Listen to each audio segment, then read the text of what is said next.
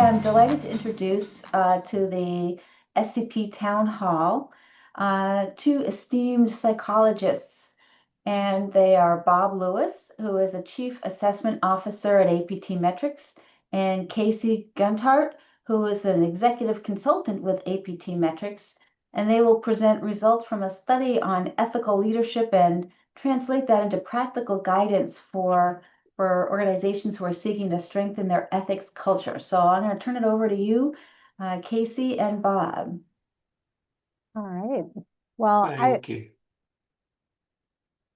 Yeah, it's great to see everybody here. We are really excited to have a chance to talk with you this afternoon and talk a little bit about some research that has been spearheaded for quite some time. So I'm going to jump right into our agenda, and hopefully you can all see the slide deck, and it's in presentation mode. So we're going to start by just quickly introducing ourselves, and thank you, Joanie, for the nice introduction as well. So we'll keep it brief. And then we'll talk about the study that we did here at APT Metrics and the outcomes of the study, what are some of the specifics that came through, and then recommendations based on that for other studies that I think could continue this work and how we might use that data to help us as practitioners as we work with leaders going forward. And then I wanted to really open it up for all of you who are experts in understanding leadership to think about what are some of the implications and how you would use those in your own practices and with your own clients. And I think I'm really excited about this part of it because, you know, we've started with some of this research and we're starting to look at how we can predict ethical behavior in leaders, kind of one of like the holy grails of predicting leadership, because it's been historically incredibly difficult to understand for a number of different reasons. And so now that we've gained a little bit more insight into that, how do we use that as we go forward and helping our clients to create ethical organizations led by highly ethical leaders? So your presenters today, first, Bob, let me pause and give you a chance to introduce yourself. Hi, everyone. As Joanie mentioned, I've been with APT for 18 years and currently serve as Chief Assessor.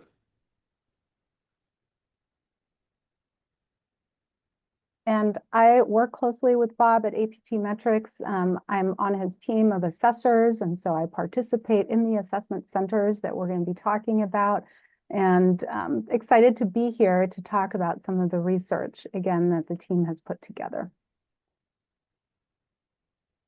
All right, so I'll start by just going into what was the study all about and what did we look at.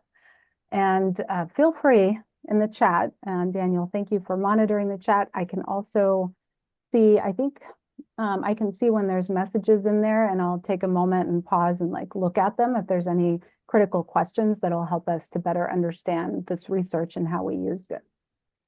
So conducted meta-analyses and research studies to understand which personality measures are more likely to predict what we would call counterproductive work behaviors.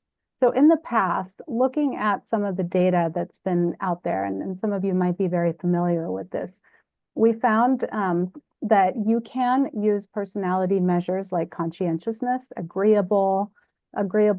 You know, some of these are very helpful in understanding a trend or potential for counterproductive or deviant behaviors among all levels of employees. But I'll add my thoughts on this too, which is when we used to do a lot of this research back in another consulting firm I was with at SHL, and we looked at larger volume jobs, so it was less focused on leaders.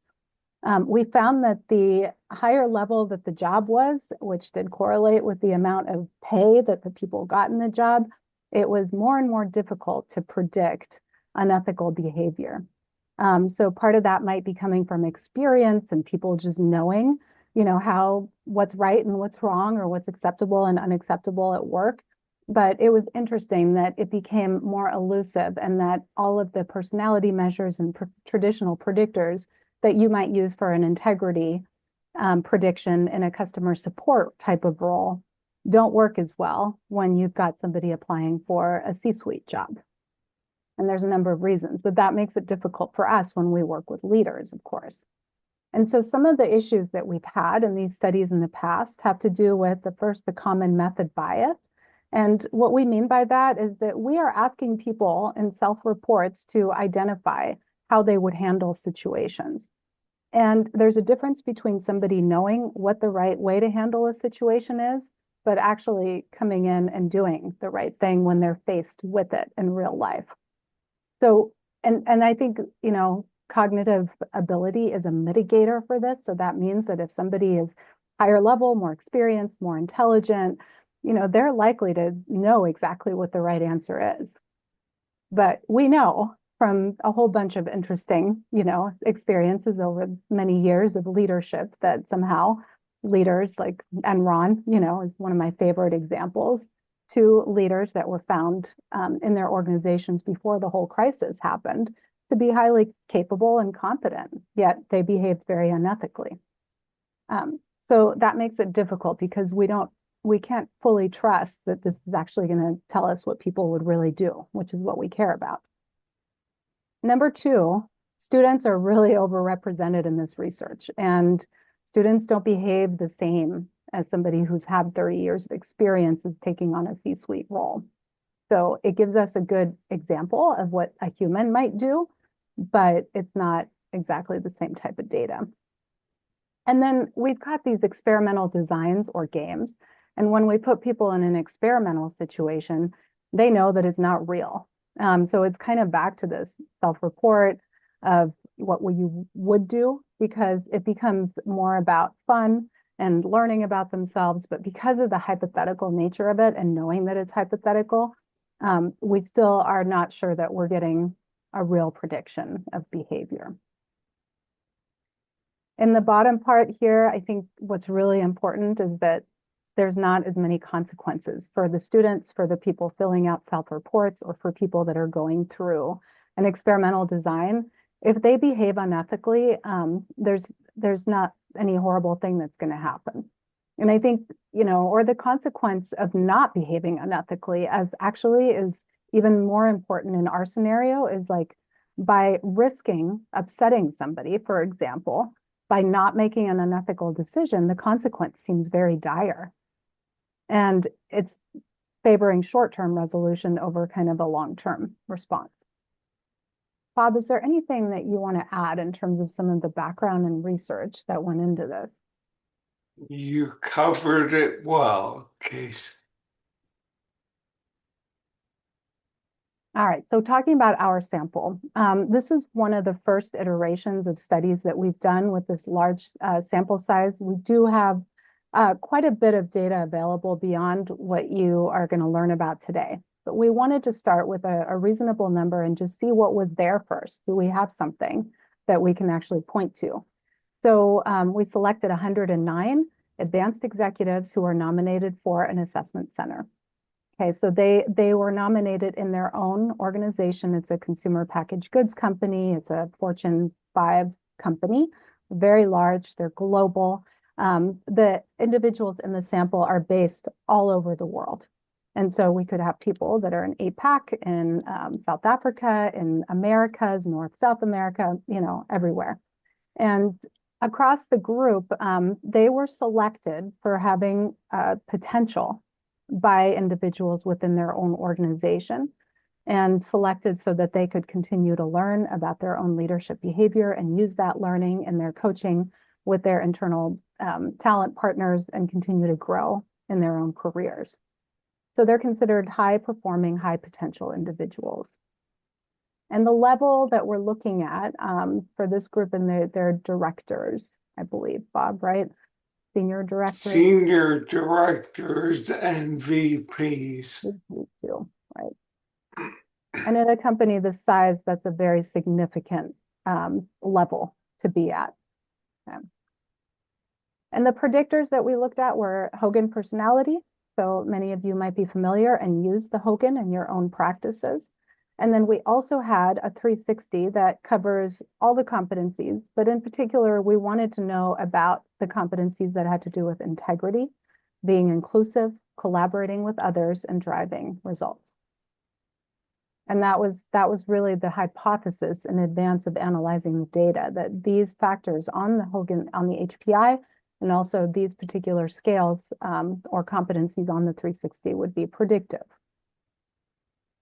So in the assessment center, in addition to completing the 360 and also going through the Hogan, they are asked to do an ethical challenge in the simulation. And they have a whole day of simulations and they are live. So they're not interacting with the AI or a chatbot or anything. They're not interacting with a video and a question and answer. We've got those as well.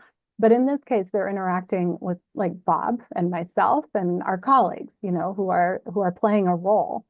And in this particular one of us assessors are playing the role of an external government official who's also an important stakeholder in order to get a business outcome. And so they really want the stakeholder on their side. You know, they've got to get this through. There's urgency. And the stakeholder is potentially a little resistant and is asking for things that may not be possible. So during the assessment or during the role play, the stakeholder, the government official, asks for a personal favor. Now, we don't want to make it crazy obvious where we're like, excuse me, can I bribe you in order to get what you want? It's not like that. It's subtle enough, but you're going to probably ask, like, do we see a range of responses across how people respond? And I can tell you that in my own like mental sample size, I'm actually quite surprised at the range of responses that I see, you know, and I mean, across the board from completely like just saying, yeah, I'll do your personal favor. No problem. I'll totally do that, all the way through to like, absolutely not. This is not allowed. And let me read you from my compliance manual as to why this is not allowed. So we know that people, you know, are interpreting this in their own way and kind of thinking through, you know, their natural response. In the moment, it is a timed role play. They have a very limited time to convince the stakeholder on how to move forward. Okay. And as you can see on the screen, this is a particular favor that if doing something, and it doesn't matter what the favor is, but doing this personal favor would violate the company rules, but also a known Foreign Corrupt Practices Act that business must adhere to. And that we are pretty sure that this company is diligent in creating compliance trainings for their leaders that they go through and that they participate in and they take tests on and everything. The fictitious company is based in the US. We have a fictitious company, but it's sort of similar to theirs. And then the discussion is taking place in another nation outside of the US. And that's why this Foreign Corrupt Practices Act applies. So that gives you hopefully some context around what we're asking our leaders to do. So the criterion, in addition, in order to not just have me, Casey, and Bob saying, well, I think they passed the exercise, I think they failed, we give them a score on a scale on this, we really wanted to make sure that we had a clear delineation between how well they performed. And so we had 3 independent raters actually go through and look at the responses that we received across the 109 leaders. And so you can see the range that we went through. So it's a 5-point scale as well. And it goes from basically, like I said, fully agreeing to the request or just not even responding at all and sort of not handling the fact that this situation came up, all the way through to very explicitly refusing the request and explaining why correctly. So, and we have all that data collected because we take detailed notes during the assessment. And if you're interested in the statistics behind this, we've got more, but just part of that here says we used a 2-way model with absolute agreement average for ensuring that our criterion had good reliability. Yeah. All right, so that's what we were trying to predict. How likely are these people and what's going to help us figure out if they're going to pass or fail this ethical challenge? And in terms of why this is an important criterion, this is something that we would expect in US companies, even of 5,000 employees, to have knowledge and adhere to this, US-based companies that operate internationally. I was aware of it just from my experience at Airbnb, so it was very familiar to me because that is a very international global organization. So we know about it, we find out about it. Maybe I don't count because I kind of work in HR, but nevertheless, it's known. And the scope of this has to do with bribery. That's really the topic that we were talking about, which is a corrupt business practice. And as I said before, people do get trained. There are compliance trainings that are very structured and clear on what to do. Okay. All right, so the 360 predictors, I mentioned the competencies. I did want to give you a chance to look at them on the slide so you can see what we're looking at. And I'm curious across all of you, you can put it in the chat. Are there any of these that you think would be more likely to be predictive of passing or failing the integrity challenge? If you have a thought, throw it in the chat. I'm very curious to hear to see what you think. If you were to hypothesize which ones would have the most prediction. And of course, with 360s, what's interesting is that you aren't just being rated once, you're being rated by people all around you, which is another interesting factor. All right, so I don't know, Daniel, if you don't mind calling out, what are people predicting? I'm scared if I change my screen, I'm going to lose the presentation. Yeah, I got you. We got integrity, collaboration, results, inclusiveness. Everybody thinks all of them. Okay, I love it. Which is good. We did as well because that is what the literature would suggest. Yeah. Yeah, it's amazing. I mean, I think that's a really good call. I like that they all came up. So, all right, well, let's see the results. The Hogan Personality Inventory did not predict. So we got 7 scales, right? We have 7 scales on there, and there was not a correlation. So, that's an interesting one because I think if Bob and I went back and we had 1,000 people, we probably would be able to see a little bit more of a correlation. But in this case, it was interesting that did not come up that significantly. Across all raters, we did see inclusive. So if you picked inclusive, you were correct. And that was the highest one across all raters. And if you picked integrity, that was the second highest one.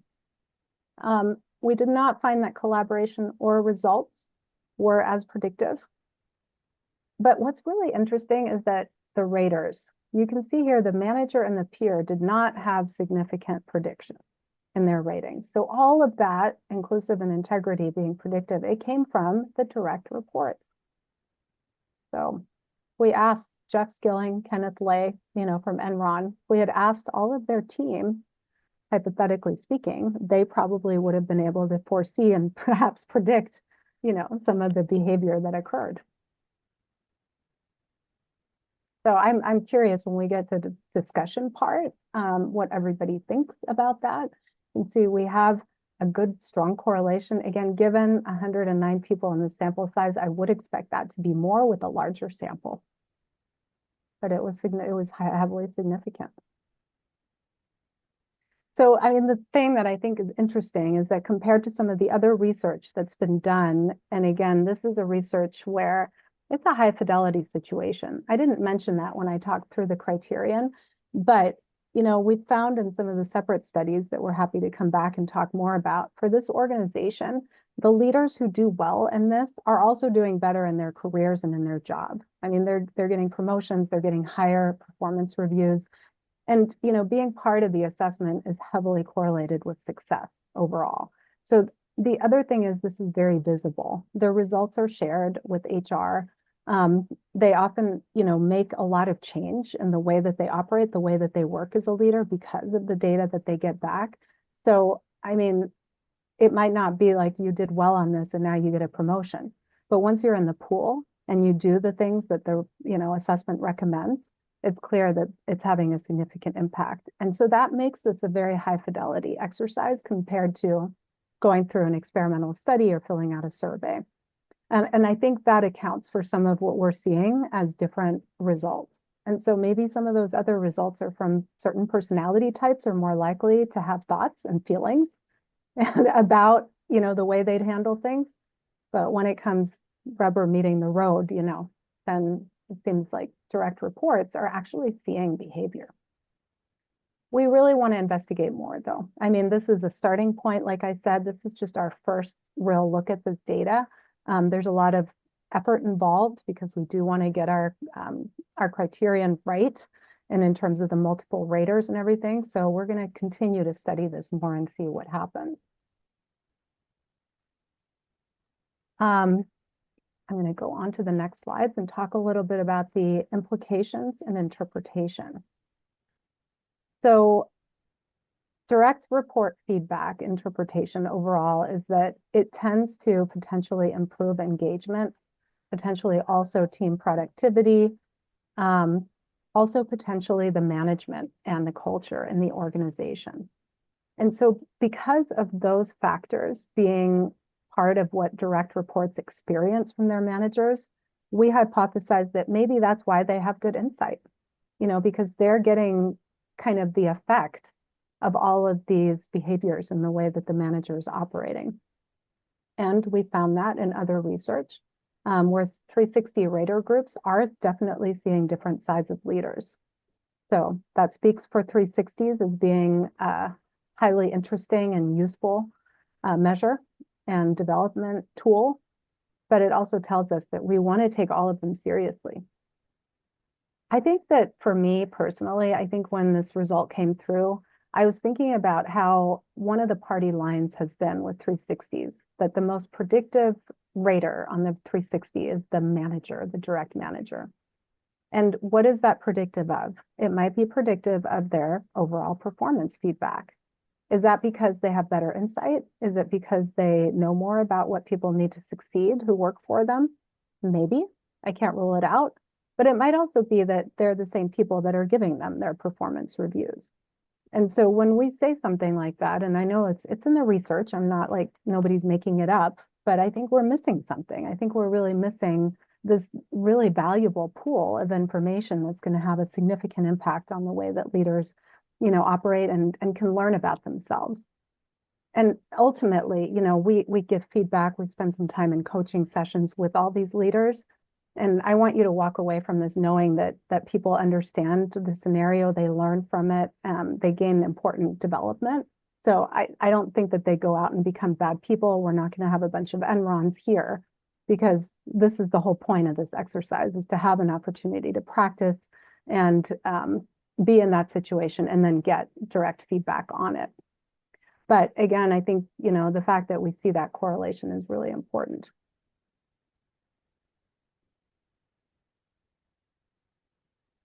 So I think now I'd like to open up the floor and get your thoughts. I mean, I think this is a great opportunity for discussion. I'd love to hear from all of you. And on each of these areas, if you were to leverage this research, perhaps in your own work, if you spend time working with leaders, how would you understand the risks or gain more feedback with regard to understanding how to use this? And I've got some bullets in here, but I wanted to hear from all of you before I start showing ours as well.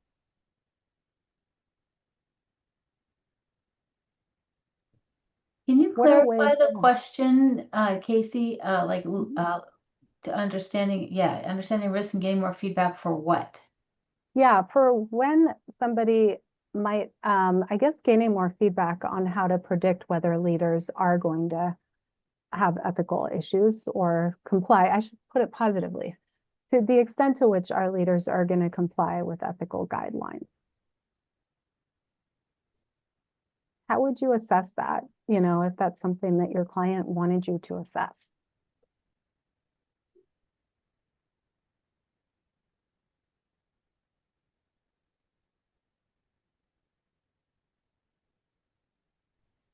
Some of it may be, are they doing it already?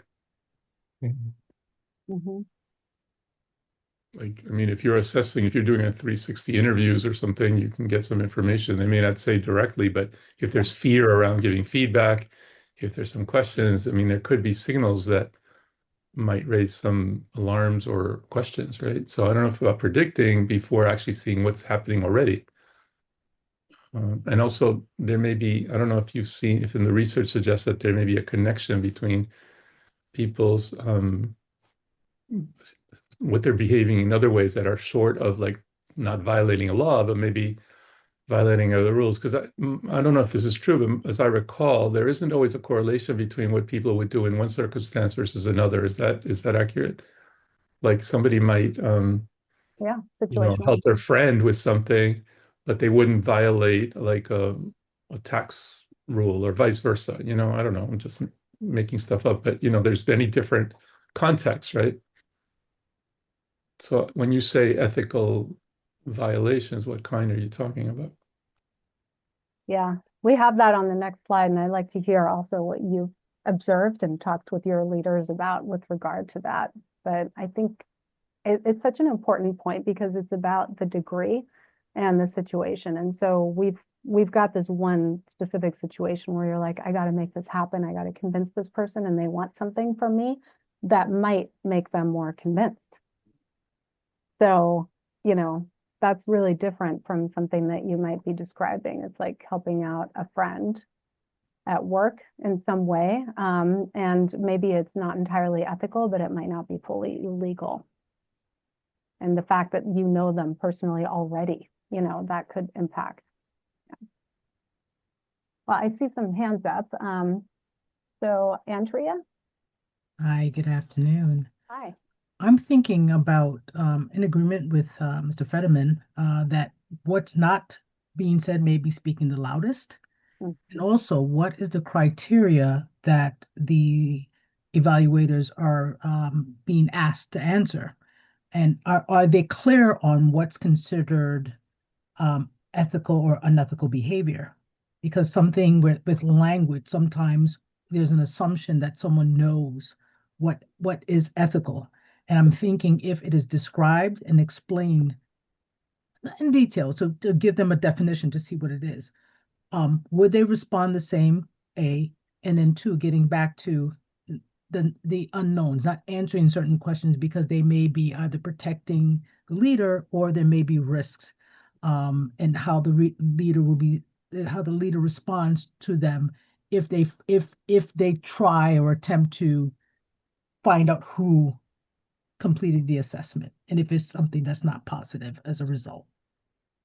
I have a lot of fear of that too, Andrea. I mean, I'm like, how do we do this without creating a lack of safety for honest feedback, right? Yeah. Greg, I see you've got your hand raised as well. Yeah, I had two general reactions. One was just what would be the impact of how accountable the organization is. I mean, in a given organization, if it's generally known that if you do X, here are the consequences, I just have to imagine that that has some impact on, how people will respond.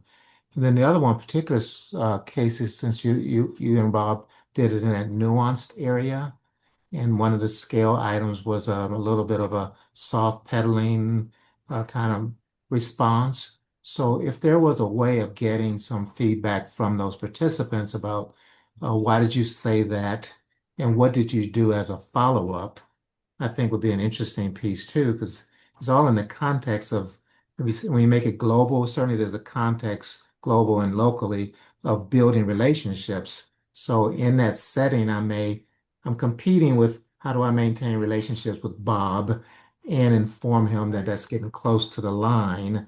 So does that mean I'm going to actually cross the line? Maybe, maybe not. But it's a somehow or another we can always capture what happens after that measured behavior. It's got to be real informative about what's going on. Great point, Greg.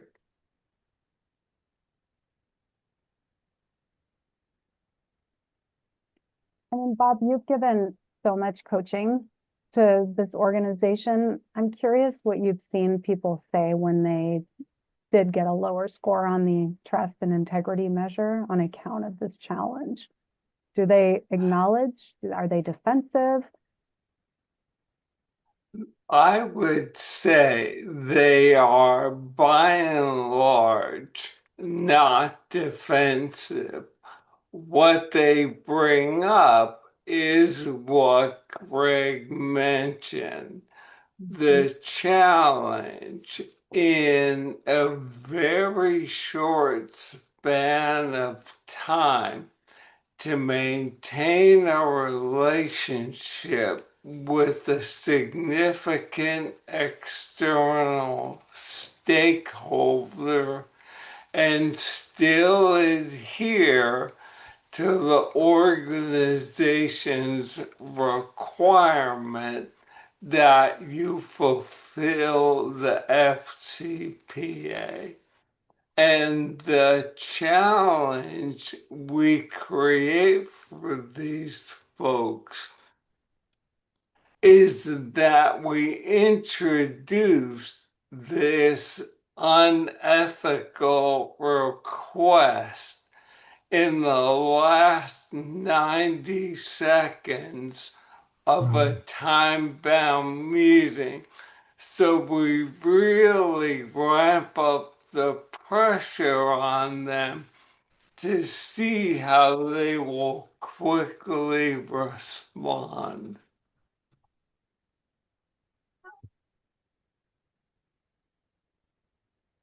Yeah, I think, and that's interesting. I didn't mention that it was in the last 90 seconds, and I think that's a really, really important thing to know because we might expect them to be acting differently and think through it if they have more time or come Yeah. back and correct a response that, they thought about another 5 minutes later. So one practical piece of advice that I have found helpful for folks who didn't quite pass the test is to send them to Mary Gentile's Giving Voice to Values program so they can learn how to rehearse their responses to these kinds of challenges.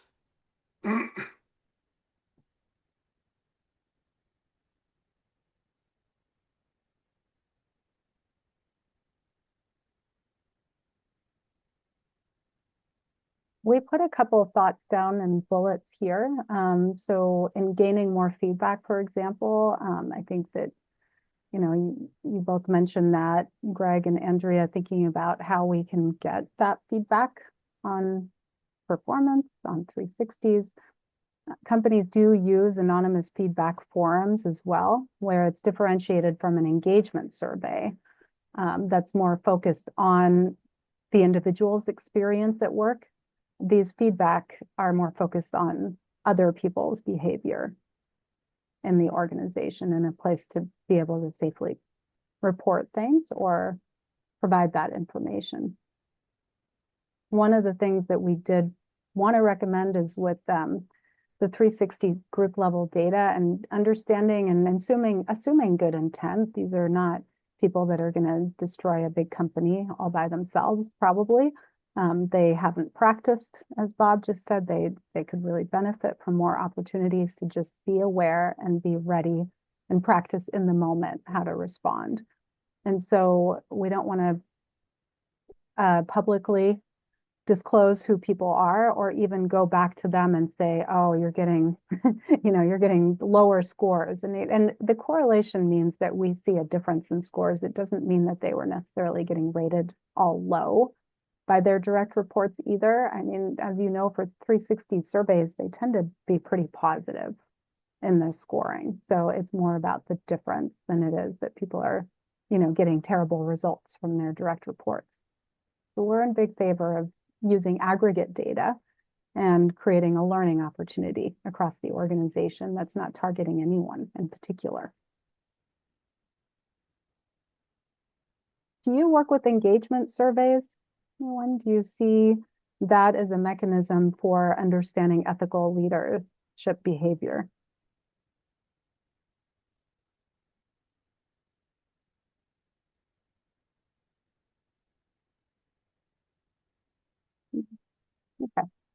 I think a lot of people do engagement surveys, but Yeah. that seems like a new question to raise, a very interesting way of doing this. So, yeah. Yeah, so on the engagement surveys, if that is something that your clients are asking from you, we've looked at how a couple of our clients are using this in a way that is helpful for them to understand integrity and ethics. So I think having a specific measure on trust integrity, and that also would include just the idea of following up on commitments, ensuring that they meet their promises. And that's really one of the key definitions for the trust competency. Yeah, Bernardo. Yeah, I'm just curious. I just want to bring up something, especially in regards to these surveys related to what Greg brought up, the idea of like, what's the culture or the organizational situation? Because some organization could bring you in and say, hey, we want to measure these individuals, but they're not really paying attention to what are the incentives in the culture, what are the shortcuts that are being taken by the board or the chief, the senior leaders. I mean, how many of these companies have we seen that have these strong rules, and then you find that the CEO or some high-level executive was caught in some problem, like violating the rules around, relationships or whatever, right? Some companies have called them out and done something about it. Others, do it in the background.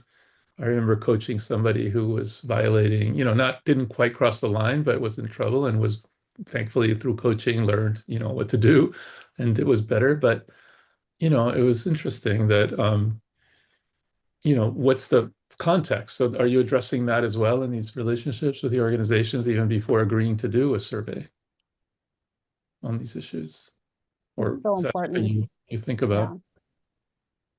As you were talking, that brought to mind a large bank, which happens to be my bank, and I really like this institution. But they had a problem a couple of years back where people were like signing up fake accounts.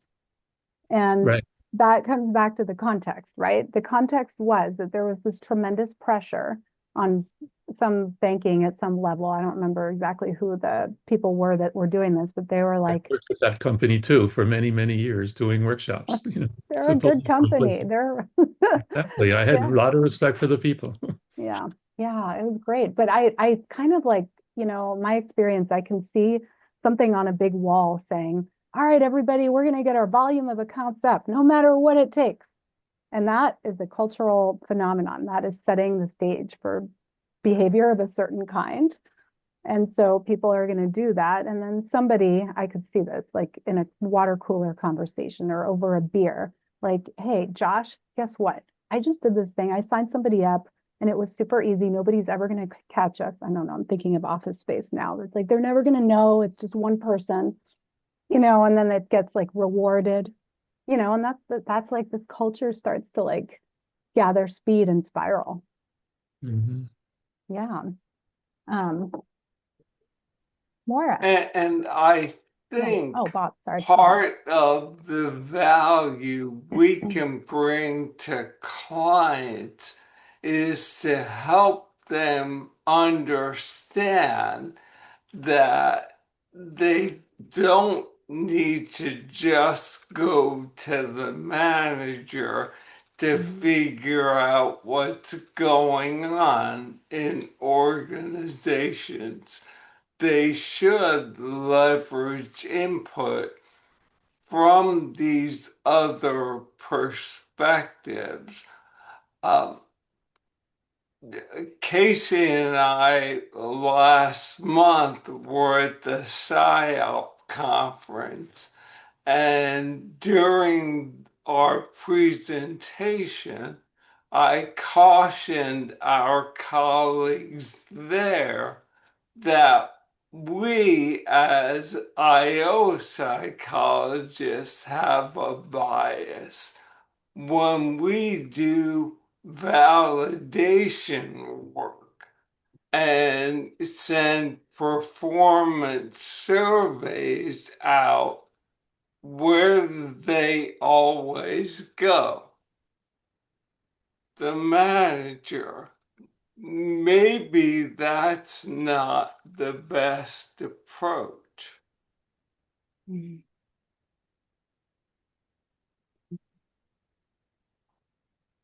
Moira, you've got your hand up.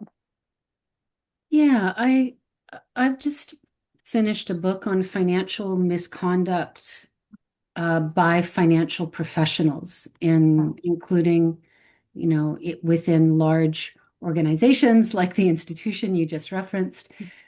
Um, and from a behavioral ethics point of view, I think the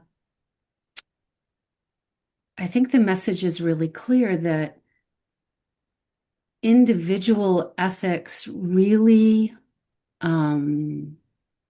get kind of washed out by culture.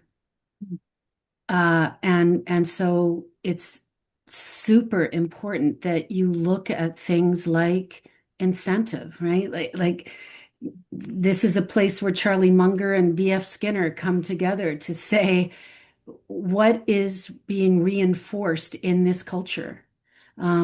And managers and leaders have a role in determining exactly that, and in spelling it out, and in saying what to do when you see that things are going wrong, and in sharing their own stories about ethical pressures that they're facing, and indeed in clearing up incentives that are wrong-headed and set people up to do wrong. But there are certain cultures, sectors of the economy, where unethical behavior is frankly frequently reinforced. And unfortunately, the financial services is right at the top of the list. And so that's where many of the snakes in suits kind of people end up going. So psychopaths are differentially attracted to them. So you can do some work at the individual level in kind of trying to screen them out. But the other thing that you need to be looking at is how do you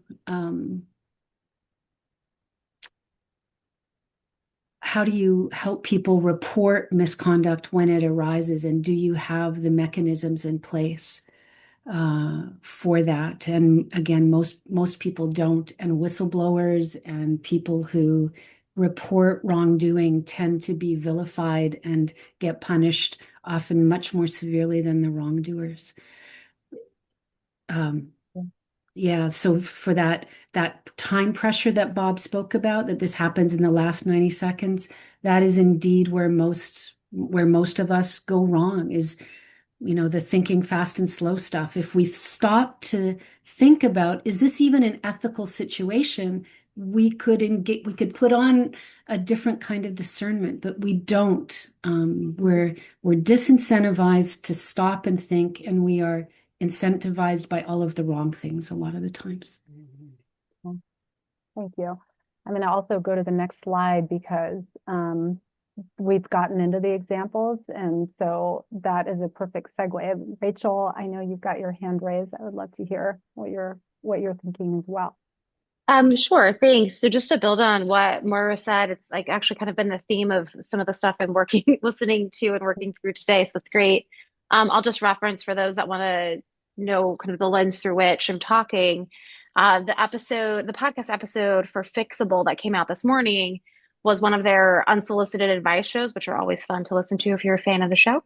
And the podcast host, Alex Cooper, her husband, has a business. So they co-founded, I'm not super familiar with it outside of the episode I listened to today.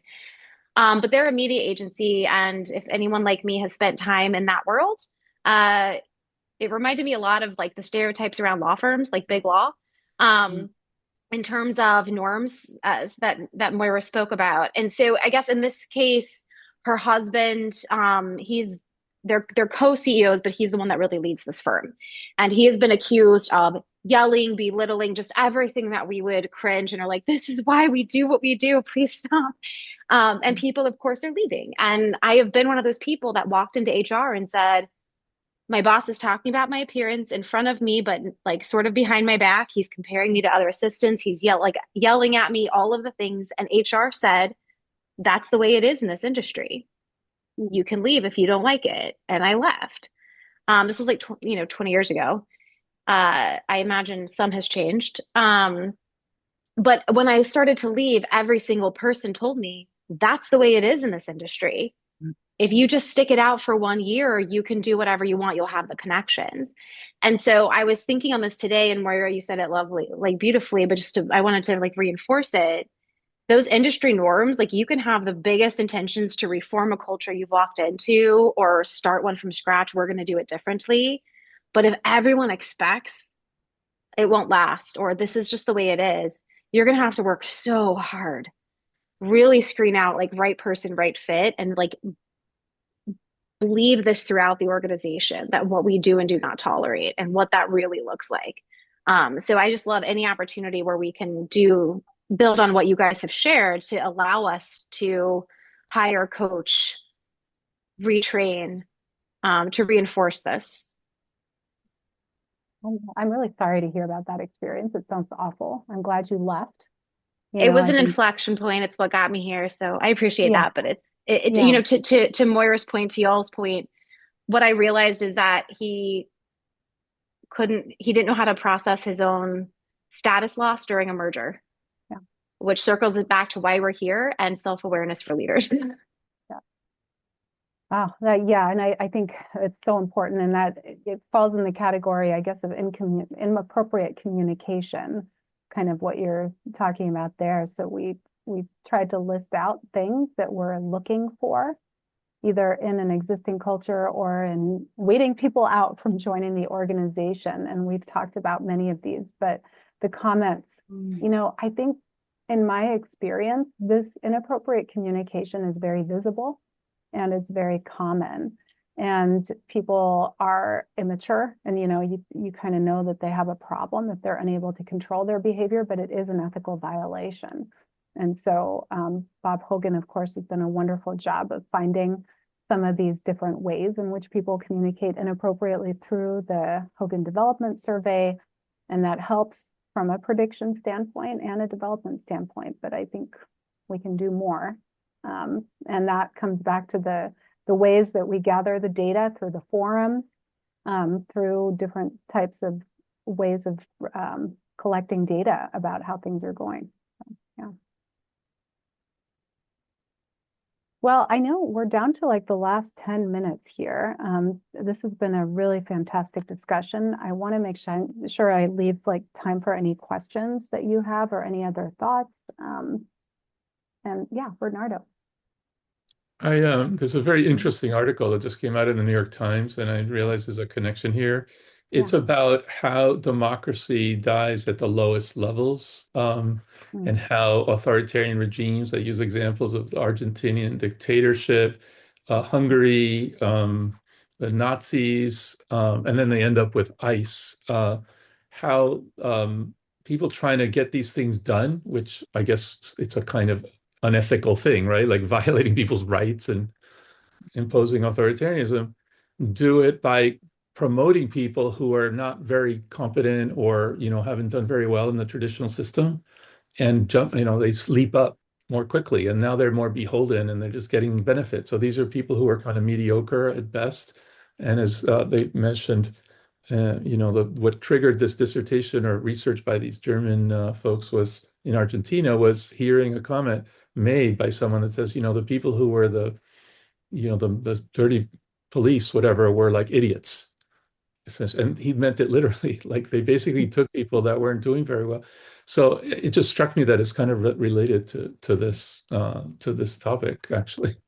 So I would love to read all of the things that we've referenced, and I think that would be a beautiful follow-up. I want to read the article. I want to read the book that you mentioned about the financial leaders discussing things. Definitely recommend Gentile's work and Values to Action. And all of this is going to be helpful, I think, for us to kind of see the different angles. What you just said, Bernardo, makes me think about the whole correlation between cognitive ability and ethical behavior. Like it's more apparent.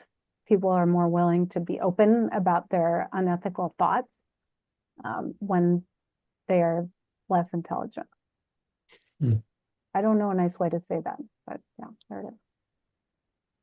All right. Well, this is what we've got for you today. I think we've got a couple of suggestions in terms of interview questions, as we talked about, putting in place reward systems. Would love to hear more if you have other ideas beyond this. The learning activities, and I think this qualifies as sort of a way in which people are hands-on learning how they handle all kinds of situations as a leader, but that includes ethical or integrity-based situations.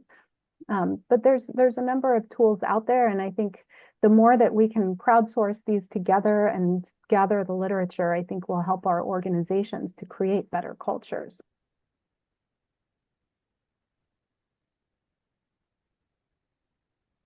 All right. Well, any questions for us?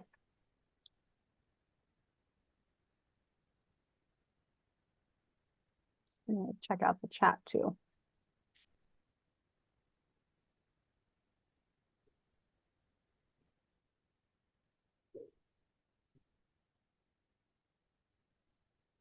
All right. Well, thank you for the chat. I'm looking through here and just checking if there's any questions. Thanks for the link. All right. Well, I think then that brings us to the end of our time. So we got a recording, we have a slide deck. Keep in touch. Let us know other thoughts. We're going to continue this research and continue to learn more about how we can help our clients to create a really strong ethical culture. Thanks everybody for joining. Thank you. Thank you. Yeah, thank you, Casey and Bob. This has been quite insightful and pertinent to our work. I saw that Moira had another hand up. Did you have something you wanted to say? Yeah, I just wondered, from Casey and Bob's point of view, what they've learned about people's or their own sense of morality through doing this. You know, there's that phenomenon that's been well documented that we all think that we're better than average on a lot of things. And when it comes to morality, that illusion tends to be on steroids. And so how do you have both moral humility and moral courage as you carry out this work yourselves? Bob, do you want to go first? Oh boy. I would say first, despite having sometimes to give people challenging feedback, that I don't judge them. And I have to keep forefront in mind that I should not judge them. The second thing I try to remember is that very few people think they have an integrity problem. But people tend to be more open to feedback regarding their ability to build trust. And if you can take that angle, you can get them to talk about the extent to which they live up to their commitments, or they engage people by listening in a way that builds trust. So I find that when somebody comes in low on the integrity competency, that if we can focus on behavioral ways to build trust, they walk away with something A, they can apply, and B, that I think will raise their score next time they go through a 360.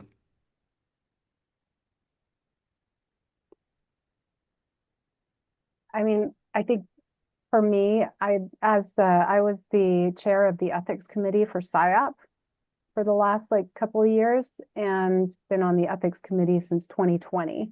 And the reason I joined is because I felt like I needed to get better at it. It wasn't because I felt like I was the, the person that had the authority or the knowledge or the behavior that was ideal for it.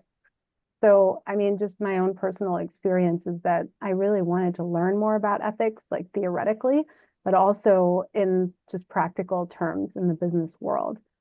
And I think that for me, also personally, I can see a lot of times where my knee-jerk behavior is to make promises that I should not make and that I would maybe not be able to keep. And that insight has been great learning for Bob's point. Like, I need to practice saying no.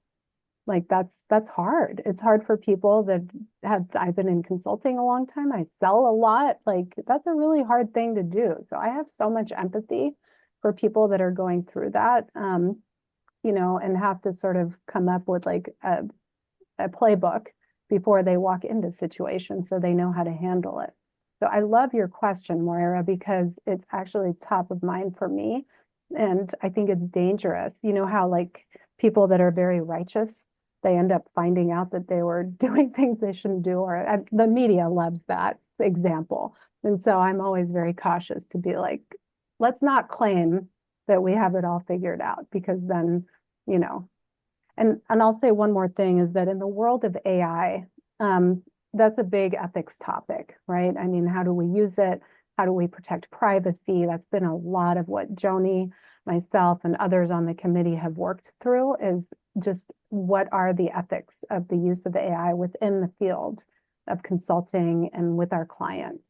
And I think that's challenged me to be like, where do I draw the line? And people asking for advice. And sometimes I'm like, I actually am not entirely sure. Like, we need to figure out more about what is happening with this data. Where is it going? What is the implication? And we don't always know the answers.